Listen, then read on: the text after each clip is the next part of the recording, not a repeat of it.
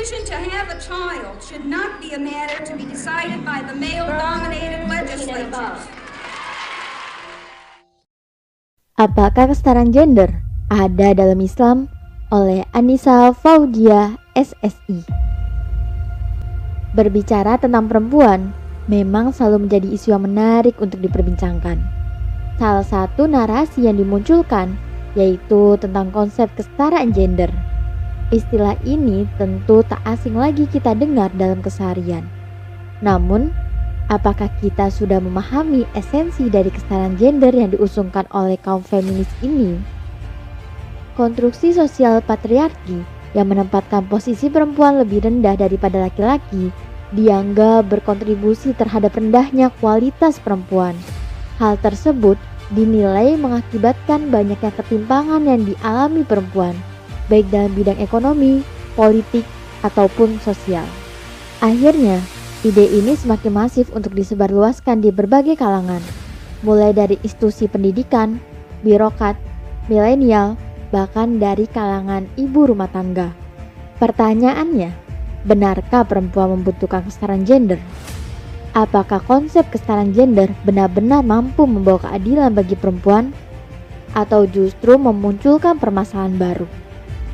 Berdasarkan UN Women, kesetaraan gender mengacu pada persamaan hak, tanggung jawab, dan kesempatan antara perempuan dan laki-laki dalam kegiatan politik, ekonomi, sosial budaya, pertahanan dan keamanan, dan kesamaan dalam menikmati hasil pembangunan. Isu kesetaraan gender menjadi salah satu poin yang dicantumkan dalam tujuan pembangunan berkelanjutan Sustainable Development Goals (SDG) dalam kumpara.com. Atas dasar pemberdayaan ekonomi, perempuan dipaksa untuk menjadi pekerja dan meninggalkan peran utamanya di rumah. Begitupun atas dasar mengejar sebuah eksistensi dan apresiasi, perempuan digiring untuk sepakat dengan sekularisasi dengan slogan My Body, My Authority, menjadi justifikasi bahwa perempuan bebas mengekspresikan diri, termasuk mengunggah foto berpakaian seksi. Dalihnya tak lain karena liberalisasi. Asal gue happy dan tak membuat orang lain rugi. Semua narasi itu menunjukkan bobroknya ide kesetaraan gender, sekaligus merupakan penyesatan yang terstruktur dan tersistematis. Dalam sistem kapitalisme sekuler, perempuan dijadikan sebagai komoditas layaknya barang ataupun jasa. Perempuan dijadikan mesin ekonomi untuk memenuhi kebutuhan pasar dan industri. Ide kesetaraan gender lahir dari rahim sistem kapitalisme sekuler yang diusungkan gerakan feminisme saat terjadi perubahan sosial di barat, yaitu banyaknya ketidakadilan dan diskriminasi kepada perempuan. Fakta inilah yang menyebabkan perempuan menuntut keadilan dan kesetaraan gender. Isu kesetaraan gender memang menjadi isu yang seksi untuk dibahas di berbagai media. Narasi seputar kesetaraan gender ini tak pernah lepas untuk dikaitkan dengan syariat Islam yang dianggap mengekang dan membatasi ruang gerak perempuan. Kewajiban mencari nafkah, pemberian warisan kepada lelaki dengan jumlah yang lebih besar dari perempuan dinilai sebagai bentuk ketidakadilan. Begitupun penempatan laki-laki sebagai imam dalam keluarga digambarkan sebagai tindakan otoriter dan inferioritas posisi perempuan dalam sebuah keluarga. Hal tersebut wajar menjadi argumentasi dari para feminis untuk menyerang syariat Islam karena mereka hanya melihat sebagian dari hukum Islam dalam kerangka kehidupan sekuler liberal saat ini. Padahal, selamanya penerapan Islam tidak akan pernah kompatibel untuk diterapkan dalam sistem sekuler liberal. Standar yang diberikan oleh Islam dalam melihat dunia bukanlah berdasarkan sudut pandang feminitas atau maskulinitas, akan tetapi berdasarkan standar sang ilahi, yaitu melihat laki-laki dan perempuan sebagai manusia. Di sisi lain, laki-laki dan perempuan memiliki misi penciptaan untuk menjalankan tugasnya sebagai seorang hamba, serta akan memperoleh balasan berupa pahala ataupun sanksi sesuai dengan amal perbuatannya. Allah Subhanahu wa Ta'ala telah mengatur kehidupan manusia secara adil sesuai dengan tempatnya, yang tidak lain sesuai dengan aturan Sang Pencipta. yaitu syariat Islam.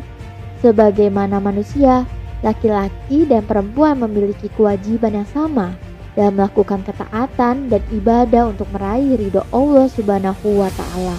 Oleh karena itu, tidak perlu perempuan berusaha payah untuk menuntut haknya. Aturan yang telah Allah Subhanahu wa Ta'ala tetapkan telah sedemikian rupa mengatur peran laki-laki maupun peran perempuan sesuai dengan fitrahnya.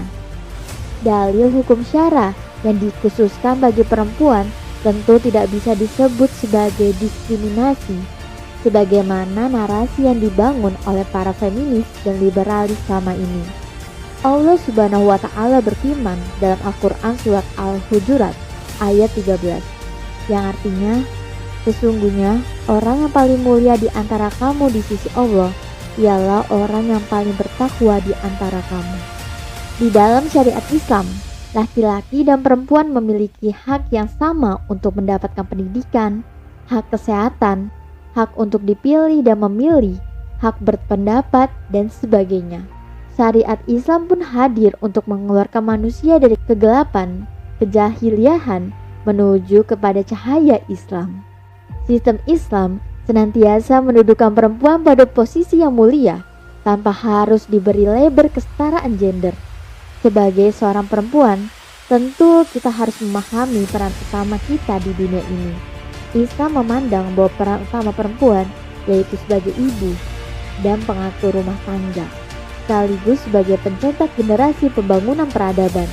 Adapun kewajiban-kewajiban yang berbeda yang diberikan kepada lelaki dan perempuan merupakan bentuk tanggung jawabnya sebagai makhluk Allah Subhanahu wa Ta'ala yang akan dimintai pertanggungjawabannya di akhirat kelak. Relasi laki-laki dan perempuan dalam sebuah keluarga bukan seperti bos dan karyawan, bukan pula sebagai penguasa dan rakyatnya yang bebas memerintah kehendaknya. Namun, syariat Islam menempatkan posisi laki-laki dan perempuan, yaitu suami istri di dalam rumah tangga, layaknya sahabat. Ketika satu sama lain saling membantu dan menebarkan kebaikan, maka semua itu dilandasi dengan semangat untuk saling menolong dan meluaskan kebermanfaatan. Kita bisa melihat secara jelas betapa konsep kesetaraan gender adalah narasi yang berbahaya yang harus diluruskan. Ide kesetaraan gender ini hanyalah sebuah ilusi buah penerapan sistem kapitalisme sekuler saat ini. Sistem Islam tak mengenal dan tak membutuhkan ide kesetaraan gender untuk memuliakan perempuan. Justru perempuan akan mulia karena keterikatannya kepada hukum syara, bukan kepada hukum buatan manusia. Oleh karena itu, jika sistem Islam sudah memiliki seperangkat aturan yang sempurna atau kafah, kenapa kita masih terus berharap keadilan dengan mengusung ide kesetaraan gender? Padahal hanya dengan penerapan syariat Islam secara kafah, maka seluruh permasalahan perempuan, termasuk seluruh problematika kehidupan, bisa diselesaikan secara tuntas. Wallahu a'lam bishawab.